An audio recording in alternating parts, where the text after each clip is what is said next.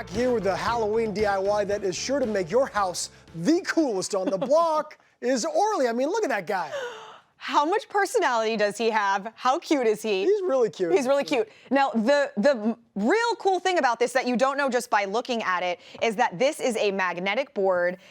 Every piece of this is magnetic. You can recreate, change it. You can give him personality with little tweaks. However you want to do this, you can completely customize it. So it's an interactive Halloween decoration that you can have, that your family can enjoy. I mean, it is so cute. I'm obsessed. It's super cute, and it's pretty genius too, because you're first thinking, oh, I don't have a magnetic board. It's not going to work for me. What are we going to do, Orly? We're going to make it. We're going to make our own with something really cool that's called, it's actually magnetic paint. You can find this anywhere. There are plenty of brands that have it, but basically this is just plywood that you can get at your regular hardware store. Get it to whatever size you want. This is really based off where you're going to be putting it. Okay. Cut your boards to that size. This is a 2x3 and this is a 1x3, or 1x2, excuse me. And then you're going to need about 5 coats of the magnetic paint in order to make it actually magnetic. Right. One is not going to do it. So about 5 coats. It's got to be thick enough to have that sort of magnetic power in there. Exactly. Right? So you let it dry, you do another coat, and then you move on to the very adorable skeleton man. Yes. And how are we going to create this? Okay, well, what's really great is that we actually created this template and put it on the website. So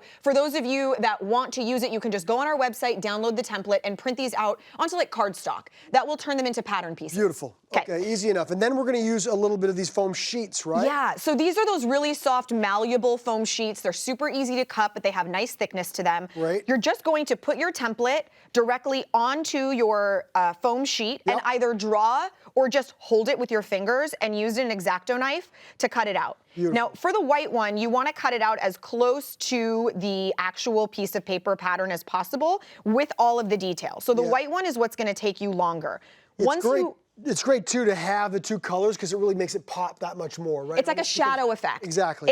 Exactly. And there's another reason for the black, which you'll see in just a second. But basically, then what you would do is take your white bone that you've cut out, put it on top of the black, and you're going to cut out with, I don't know, maybe like a quarter inch border. And this is where there's less detail. Your shapes get a little bit more rounded and a little bit more exact. And as you can see in the one here, for the really detailed ones like the rib cage or the skull, you're not going to cut out the circles inside, right? I'm just going to kind of pull this guy off so you can see. The entire thing here is backed, just like that, the whole thing. So the black backing is a much faster process. I'm much better at the less detailed part of the cutting out. I'm just going to mention that to everybody. Yeah, exactly. Well, you know. Not bad. I got it going on here. No, you got it. And now we're going to glue them together. Great. Now, these foam sheets attach really easily, so you don't need a lot of glue. We're just going to do kind of a nice thin line of glue, get a dot on either corner. Gotcha. And center it so that you have a nice, even black border going all the way around. Okay, very good. And now, of course, we've got this going. This is coming together so nicely. And then you've got the magnets. So how would you recommend getting the magnets on there? You're going to hot glue them.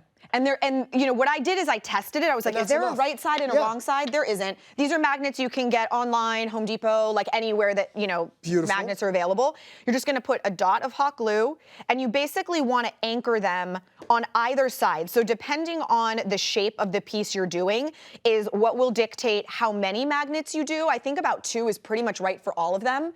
And then also the size. You can get away with some much larger magnets for the larger pieces, and then you need less. Boom, I've got it done here. You know what I was thinking too? Yeah. Is that using the foam sheets is such a great thing because obviously they're not very heavy, right? So you're going to be able to have these guys, they're going to stay on the board. It's going to work great. Yeah. And now you're going to also kind of decorate it a little bit. A little bit of trim around the side. So you see that nice little orange pop? Now, this is totally up to you. If you want to add this detail, you can. One thing that I just want to mention this is just hot glued ribbon, but one thing I do want to mention while I'm doing this, Cam, that I think is the best part about this whole project is that once you have the magnetic board, you can make in a bin that you can keep in your attic or with the rest of your holiday decorations, magnets for all different seasons. You could make a tree. It could become an advent calendar. You could do, you know, a bunny for Easter. Idea. Absolutely anything. So once you make the actual board, the magnetic board, you can go ahead and use it to create something every season. And it's not that much more storage because it's just the little pieces. I know, how fun is it? It's a lot of fun. I feel like you've lost me here. I'm now going deep. Well, while you're doing that, I want to show one more element that I think is really fun. Again, not absolutely necessary, but it is really cool, is some of the sort of like fake cobwebs. So you can anchor them if you want. The stuff also grips onto the ribbon. And so you can start to kind of stretch it. You could create any sort of shape you want here. You can see the ribbon actually helps it grip, which is a really cool extra bonus, and stretch it out just to make it a little more Halloween. And Yes, because very I'm not Halloween-y for sure. I'm not attaching it anyway. If I decide to use this for Thanksgiving or Christmas, I can just pull the webbing off. Boom. Look at how cute he is. Come on now. I put his feet on backwards, but it still works, everybody. But it actually looks cool because it's almost like, uh-oh, what happened to him? Now, I really do love the cobweb aspect. I'm going to get to that in a second, but let's talk about how we can display it, how we can show it for people. So this hang it up. This is entirely up to you and where you're going to put it. For me, I'm thinking about taking both of these small guys and leaning them up against a window right in front of my house, right on either side of a porch bench. So I really need nothing. If you want to hang it, you could either use like a wreath hanger to hang it on your door if you want it to be a big thing on your door, or like a French cleat if you want this to be decor in your house. So it's really up to you how you're going to do them, but it's a simple wood board so it can lean against something as well. Every day it can have different personality. You can just keep changing the personality, everybody. I love it, Orly. It's so fun. And again, full instructions, everybody go over to hallmarkchannel.com.